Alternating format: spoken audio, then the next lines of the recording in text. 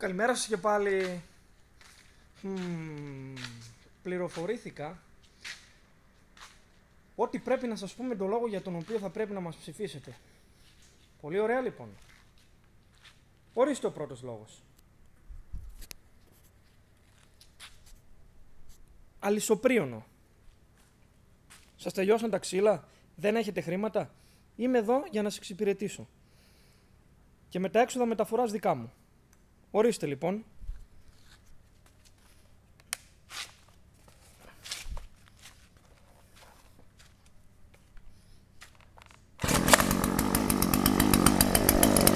Παίρνει και μπρος τσακμάκι.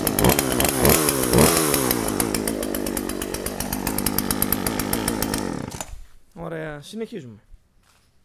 Άλλος λόγος για τον οποίο θα πρέπει να μας ψηφίσετε, έτσι. Προσωπικά εμένα δηλαδή.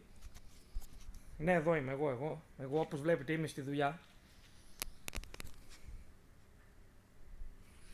Χορτοκοπτικό. Μεγάλωσα νικολότριχη έσασε παύλα χόρτα σας. Εδώ είμαι, για να σας εξυπηρετήσω.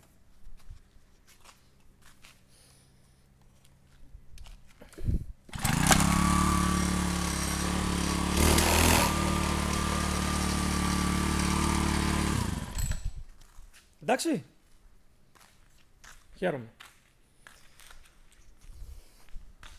Ας συνεχίσουμε λοιπόν λίγο ακόμα.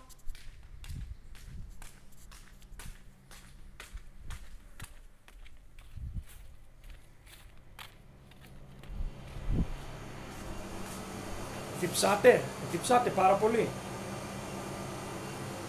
Σας τελείωσε το γάλα για τα δημητριακά. Θέλετε να κάνετε τυράκι, ορίστε.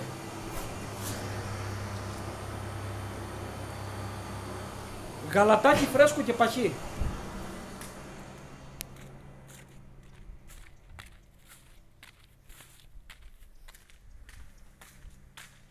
Όσο για το ποίημα, όταν θα έρθει ο Σεφέρης να αρμέξει τα προβατάκια μου, τότε θα του πω κι εγώ ένα ποίημα.